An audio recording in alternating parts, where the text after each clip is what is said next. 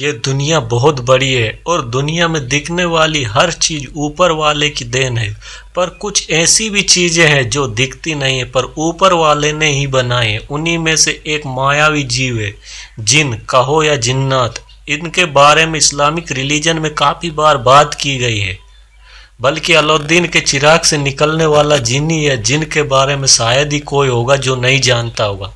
ऐसा माना जाता है कि जिन भी इंसानों जैसे ही होते हैं, मगर ये अपनी अलग दुनिया में रहते हैं और कभी कभी हमारी दुनिया में एंटर भी कर जाते हैं।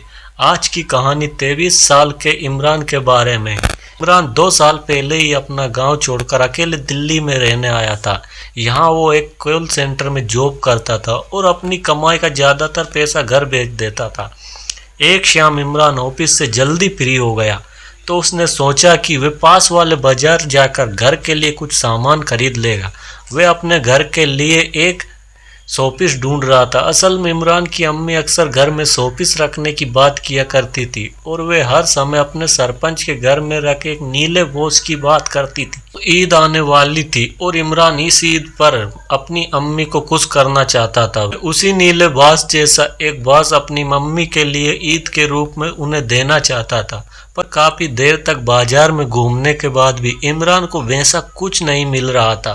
वह थक हार कर मार्केट से निकल ही रहा था, तभी उसकी नजर एक पुरानी सी दुकान पर गई। दुकान देखने में वर्षों पुरानी लग रही थी और उस दुकान में एक नीला बॉक्स पड़ा था, ठीक वैसा ही जैसा इमरान की अम्मी बताया करती थी। इमरान की खुशी का ठिकाना नहीं था। जल्दी से उस दुकान में गया और दुकान में घुसते ही उसने वो बॉक्स उठा लिया और दुकानदार से पूछा, ये बॉक्स कितने का है? उस बूढ़े दुकानदार ने जवाब दिया, पैसों में इसकी कीमत शायद कम हो, पर इसकी असली कीमत चुकाने में शायद तुम कर्जदार हो जाओ। इमरान को दुकानदार की बात कुछ समझ नहीं आई, पर वह बहुत थक चुका था। उसे बस अब अपने घर जाना था। इमरान ने उस दुकानदार को कुछ रुपए पकड़ाए और बॉक्स को एक डब्बे में पैक करवाकर उस दुकान से बाहर जाने लगा। दुकानदार ने उसे पीछे से आवाज दी, तुम इसका जितना ख्याल रखोगे ये तुम्हारा भी उतना ख्याल रखेगा। इमरान को लगने लगा था कि शायद वह दुकानदार सटिया गया है, इसलिए उसने उस बूढ़े की बात पर ध्यान नहीं दिया और वह ऑटो करके अपने घर चला गया। ऑटो से निकलकर जैसे ही इमरान अपने घर के अंदर घुसने लगा, घर की दहलीज पर उसका पैर फिसला और वो बॉक्स के साथ जमीन पर गिर गया। जैसे ही इमरान जमीन पर गिरा, वो बॉक्स नीचे गिरकर टूट गया और तभी इमरान को जोर से किसी के चिल्लाने की आवाज आई। साथ ही उन टूटे हुए बॉक्स के टुकड़ों में इमरान को एक काले धुएं का बादल उसमें से निकलता दिखाई दिया। इमरान ने उस पर ज्यादा ध्यान नहीं दिया, पर उसे उस बॉक्स के टूटने का बेहद दुख था। निराश इमरान ने उस टूटे हुए बॉक्स को कूड़े में डाला और फ्रेश होकर अपने लिए चाय बनाने लगा। जैसे ही गैस पर रखा पानी उबलने लगा, इमरान उसमें चाय पत्ती डालने के लिए मुड़ा, लेकिन उसने जो देखा उसे देखकर वह चौंक उठा। चाय के बर्तन के अंदर पानी खून जैसा लाल था। ये देखकर इमरान की आंखें फटी की फटी रह गई, पर कुछ ही सेकंड बाद ध्यान से देखने पर उस बर्तन का पानी फिर से नॉर्मल ही लग रहा था।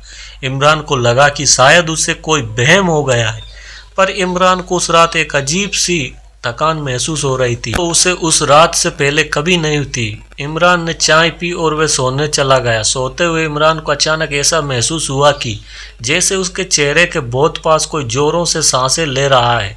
इमरान की आंखें खुली तो उसने सामने एक अजीब सी काली परछाई थी जो ठीक उसके मुंह के सामने हवा में तैर रही थी। इमरान उस परछाई को देखकर डर गया और डर के मारे जोर से चिल्लाया। इमरान ने जैसे ही लाइट ऑन करी, वो परछाई कहीं गायब हो गई और इमरान के अलावा उस कमरे में और कोई भी नहीं था। अगले दिन इमरान अपनी जॉब पर निकल गया, अपनी डेली की कॉल्स करते हुए। अचानक से इमरान का मोबाइल फोन बज उठा। ये बहुत ही कंफ्यूज था, क्योंकि अपना काम करते समय इमरान हमेशा ऑफिस का फोन यूज करता था और अपना पर्सनल मोबाइल फोन हमेशा स्विच ऑफ रखता था। इमरान ने अपना फोन उठाया और जैसे ही हेलो कहा, सामने से उसे गहरी सांसें लेने की आवाजें आने लगी और धीरे धीरे वे आवाजें तेज होने लगी। इमरान को बहुत अजीब लगा और उसने फोन काट दिया। जब उसने इनकमिंग कॉल का नंबर चेक किया तो इमरान के होश उड़ गए। वो कॉल कहीं और से नहीं बल्कि इमरान के दिल्ली वाले घर से आ रही थी और इमरान जानता था कि उसके घर पर और कोई नहीं है। इमरान को अब सब कुछ बहुत अजीब सा लगने लगा था। इमरान को अब उस बूढ़े दुकानदार पर शक होने लगा था। वह ऑफिस से सीधा निकलकर तुरंत उस पुरानी दुकान पर चला गया जहां से उसने बॉक्स खरीदा था और वे गुस्से में उस दुकानदार से कहने लगा, ये क्या अजीब सी चीज दे दी तुमने, मुझे एक बार गिरने पर टूट गई और ऊपर से सब कुछ। उसकी बात को उस दुकानदार ने बीच में ही काट दिया।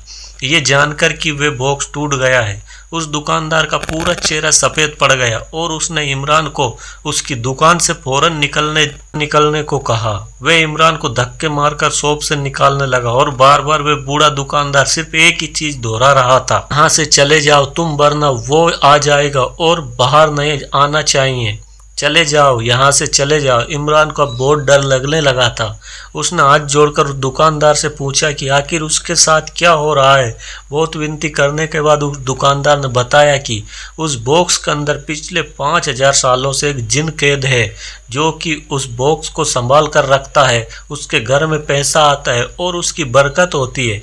और उस नीले बॉक्स में उस जिन का घर था जिसे इमरान ने तोड़ दिया था। अब वो जिन आजाद है और अब वो किसी को नहीं छोड़ेगा। ये बताते हुए अचानक उस बूढ़े दुकानदार को सांस लेने में तकलीफ होने लगी। ऐसे लगने लगा था कि जैसे कोई उसका गला दबा रहा हो। उसके गले पर इमरान को काले निशान तो दिख रहे थे, पर उसे कोई और नहीं दिख रहा था। इमरान की नजर दुकान में रखे एक शीशे पर गई और उसके अंदर जो इमरान को दिखा उसे देख उसका दिल दहल गया। एक काले धुएं से बनी एक आत्मा जिसके और वो अपने भयानक लंबे हाथों से उस दुकानदार का गला घोंट रहा था। इमरान उसे देखकर सीधा वहां से बाहर भागा। वो उसी समय अपना शहर छोड़कर अपने गांव वापस जाना चाहता था। वह अपना सामान लेने जैसे ही घर पहुंचा तो उसने देखा कि उसकी अम्मी दरवाजे पर खड़ी थी। इमरान ने अपने घर का दरवाजा खोला और अपनी अम्मी को अंदर ले आया, लेकिन कुछ ही पलों में इमरान फूट फूट कर रोने लगा। उसने अपनी अम्मी को गले लगा लिया, लेकिन जैसे इमरान की नज़र अपने लिविंग रूम के शीशे पर गई उसकी रूह ही कांप गई। इमरान जिसे गले लगा रहा था वह उसकी अम्मी नहीं बल्कि वही भयानक जिन था। यही डरावना जिन। इमरान को देखकर वे जिन बहुत ही भयानक ढंग से हंसने लगा और इमरान कमजोर पड़ने लगा। ऐसा लग रहा था कि वो जिन इमरान के अंदर से उसकी जान खींच रहा हो। उधर इमरान की अम्मी उसे फ़ोन मिलाए जा रही थी, लेकिन उसका फ़ोन लग नहीं रहा था। जब 2 दिन तक इमरान की कोई खबर नहीं आई तो उसकी अम्मी ने इमरान के बड़े भाई को उसे देखने के लिए दिल्ली भेजा। जी हाँ दोस्तों, जब उसका बड़ा भाई वहां पहुंचा तो उसके रोंगटे खड़े हो गए। इमरान का पूरा शरीर नीला पड़ चुका था और इमरान की सांसें बंद हो चुकी थी। मतलब साफ था, इमरान की मौत हो चुकी थी। उसकी बॉडी के पास टेबल पर वह नीला बॉक्स रखा था, एकदम सही सलामत, उस पर एक भी खरोच नहीं थी। दोस्तों, आपको क्या लगता है कि जिन सच में एडजस्ट करते हैं? अगर आपने भी जिन से जुड़ी कोई कहानी सुनी हो तो हमें कमेंट सेक्शन में ज़रूर बताएं। अगर ये कहानी अच्छी लगी हो तो कहानी को लाइक एवं चैनल को सब्सक्राइब जरूर करें।